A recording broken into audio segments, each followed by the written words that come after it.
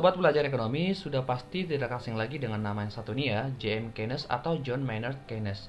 Beliau adalah seorang ekonom revolusioner. Gagasan beliau sudah banyak digunakan dalam sejarah perkembangan ilmu ekonomi. Salah satu teori yang paling kita ingat dari J.M. Keynes adalah mengenai pendapatan atau income. Menurut beliau, tingkat pengeluaran seseorang untuk konsumsi maupun tabungan itu dipengaruhi oleh tingkat pendapatannya pula. Menurut Keynes, semakin besar jumlah pendapatan seseorang, maka tingkat konsumsinya dan tabungannya juga akan semakin tinggi.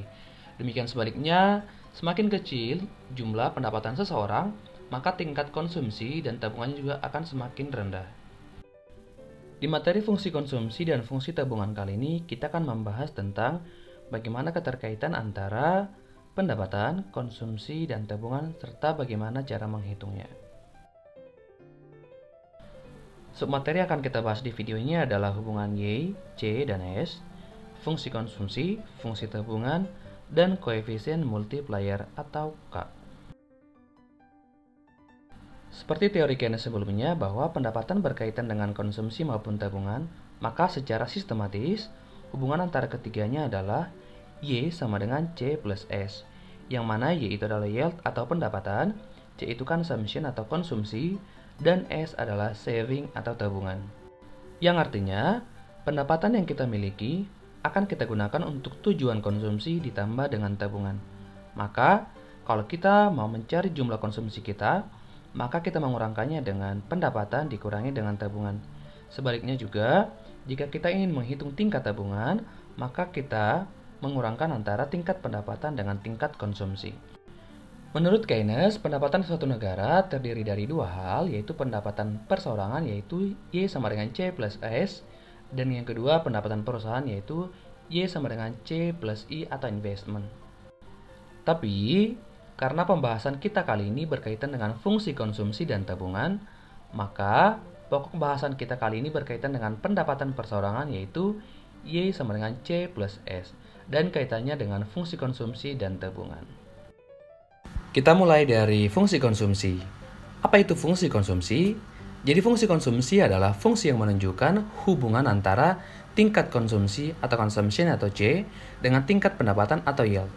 Pada umumnya, fungsi konsumsi diasumsikan mempunyai persamaan linear sebagai berikut, yaitu C sama dengan A plus BY. C itu apa? C itu adalah konsumsi atau tingkat konsumsi. A itu adalah besarnya pengeluaran konsumsi pada saat pendapatan kita 0 atau disebut juga dengan istilah autonomous consumption atau konsumsi otonom. B itu apa? B itu adalah marginal propensity to consume atau artinya tambahan pendapatan yang digunakan untuk tambahan pengeluaran. Dalam membentuk fungsi konsumsi, ada syarat mutlak yang harus kita penuhi. Yang pertama, nilai A atau autonomous consumption harus bernilai positif. Demikian juga dengan nilai B atau MPC harus bernilai positif.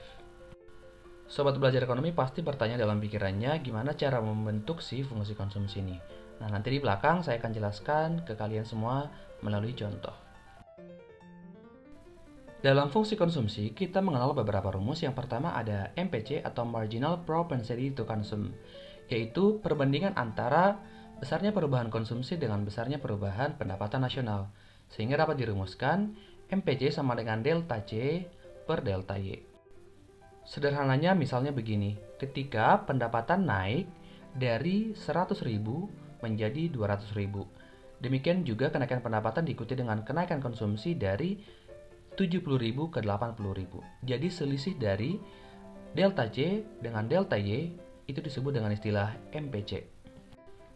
Yang kedua, APC atau Average Propensity to Consume. Artinya hasrat untuk mengkonsumsi rata-rata. Yang mana APC ini adalah perbandingan antara besarnya konsumsi pada suatu tingkat pendapatan nasional C dengan tingkat pendapatan nasional itu sendiri atau Y.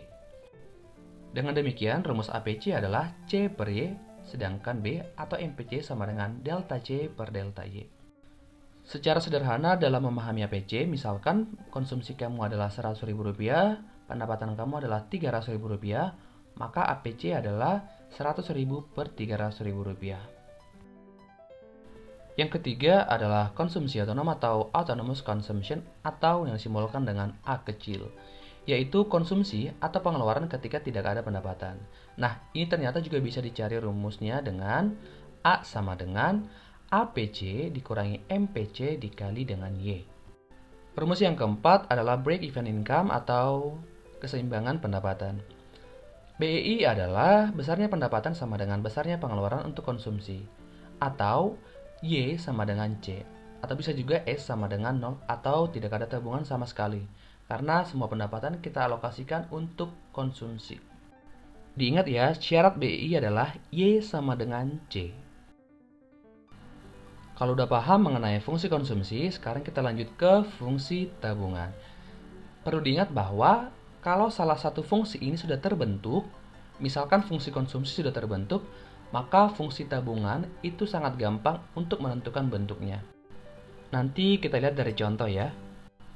Apa itu fungsi tabungan? Nah, fungsi tabungan adalah fungsi yang menunjukkan hubungan antara saving atau tabungan dengan tingkat pendapatan atau yield. Dengan rumus S sama dengan min A ditambah 1 kurang BY. Apa itu min A? Kalau tadi A di fungsi konsumsi adalah konsumsi meskipun tidak ada pendapatan. Nah, ketika kita tidak ada pendapatan, kita masih mungkin untuk mengkonsumsi. Tapi, untuk menabung itu sangat tidak mungkin. Makanya dibuatkan min A.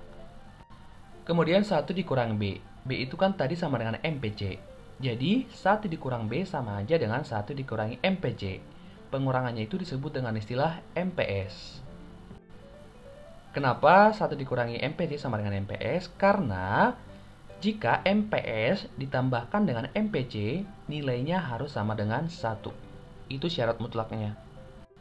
Jadi misal nanti sudah dapat MPC-nya, kita disuruh mencari MPS, maka tinggal dikurangkan aja 1 dikurangi besarnya nilai MPC sama dengan MPS. Sama halnya dengan fungsi konsumsi, dalam fungsi tabungan juga kita mengenal beberapa rumus.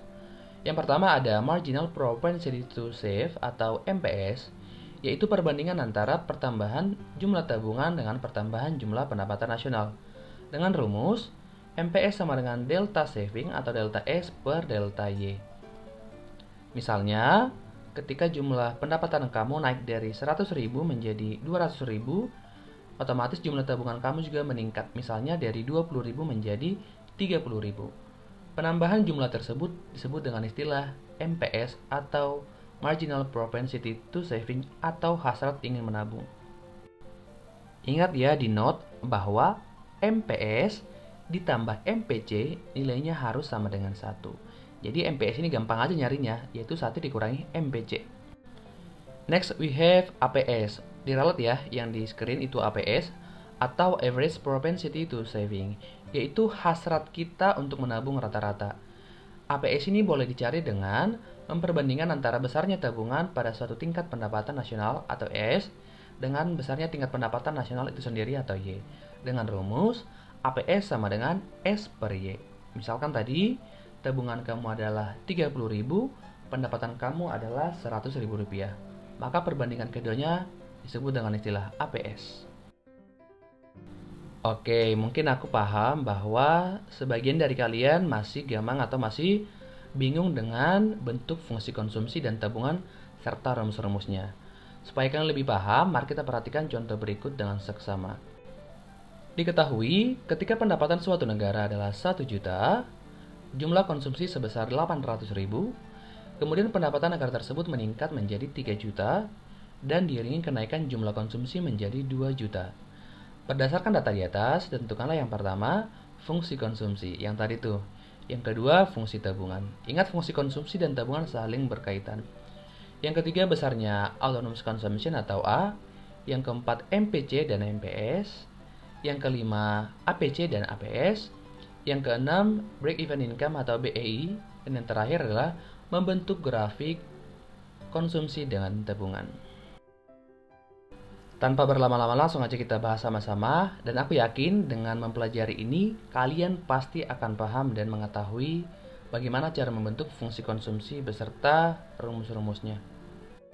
Sebelum kita masukkan ke perhitungannya, sebenarnya ada baiknya kita kategorikan yang mana Y1, yang mana Y2, C1, C2, S1, dan S2. Dari contoh tadi kan kita tentukan bahwa Y1 adalah 1 juta, Y2 adalah 3 juta, C1 adalah 800.000, C2 adalah 2 juta. Gimana cara nyari S1-nya? Tinggal kurangkan aja. Y1 dengan C1 yaitu 1 juta dikurangi 800.000, maka didapatlah S1 200.000. Kalau mencari S2, kurangkan Y2 dengan C2 yaitu 3 juta dikurangi 2 juta yaitu sebesar 1 juta. Setelah kita kategorikan, kemudian kita masuk ke soal. Yang pertama, mencari bentuk fungsi konsumsi atau fungsi C. Ingat, bentuk umum dari fungsi C adalah C sama dengan A plus BY.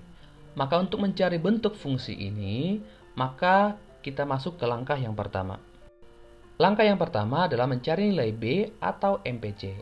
Dengan rumus yang tadi, MPC sama dengan delta C per delta Y, yaitu C2 dikurangi C1 per Y2 dikurangi Y1. Didapatlah hasilnya di sini, MPC sama dengan 1.200.000 per 2 juta, yaitu sebesar 0,6. Sekarang kita cari besarnya nilai A saat pendapatan atau Y sama dengan 0. Caranya gampang aja. Kita masukin nilai C dan Y dengan syarat tahun yang sama. Kita sepakati di sini adalah C1 dengan Y1. Setelah itu kita masukkan nilai B yang tadi yaitu sebesar 0,6. Kita masukkan ke fungsinya aja langsung. C sama dengan A plus BY. C yang kita masukkan kan tadi di sini C1 ya, yaitu 800.000 sama dengan A plus B yang tadi atau MPC yaitu sebesar 0,6 dikali Y1 yaitu 1 juta. Didapatlah hasilnya A sama dengan Rp200.000. Jika sudah dapat nilai A dan B, kita masukin aja ke fungsinya, yaitu C sama dengan A plus BY, yaitu C sama dengan 200.000 tambah 0,6Y. Itulah bentuk fungsi konsumsinya. Gimana? Gampang kan? Tapi kalau sobat semuanya mau cari fungsinya ini dengan rumus versi lain, sama-sama gampang juga, yaitu dengan menggunakan rumus persamaan garis C min C1 per C2 min C1 sama dengan Y min Y1 per Y2 min Y1. Caranya juga gampang dan pasti kalian bisa. Ayo dicoba.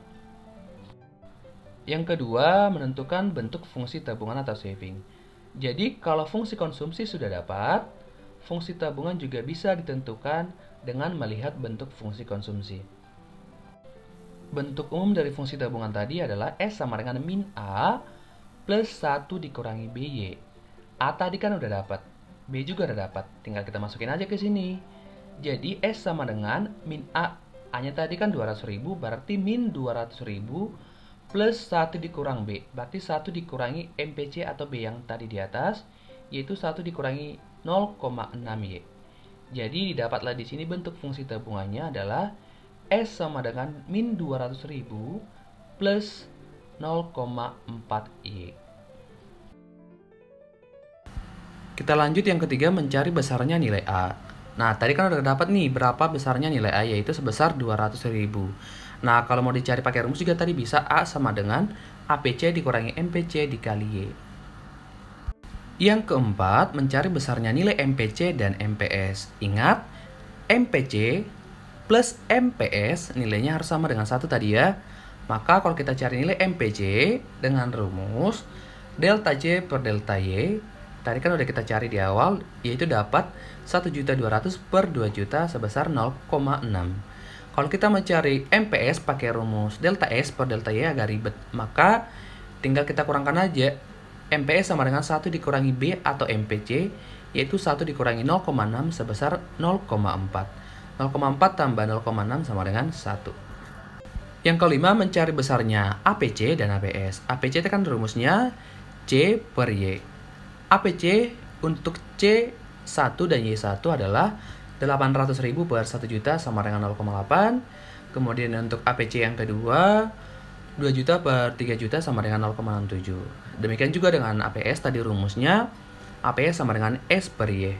APS yang pertama berarti 200.000 per 1 juta sama dengan 0,2. Dan APS yang kedua adalah 1 juta per 3 juta sama dengan 0,33. Yang kelima adalah break even income atau BEI. Ingat tadi syarat BEI adalah pendapatan kita sama dengan pengeluaran kita alias Y sama dengan C. Maka didapatlah di sini Y sama dengan 200.000 plus 0,6Y. Karena di sisi kiri ada Y, di sisi kanan ada 0,6Y, berarti kan satu koefisien nih, koefisiennya Y. Berarti sama aja dengan 1 dikurangi 0,6Y. Jadi 0,4Y sama dengan 200.000, Y sama dengan 500.000. Gimana? Bisa ya?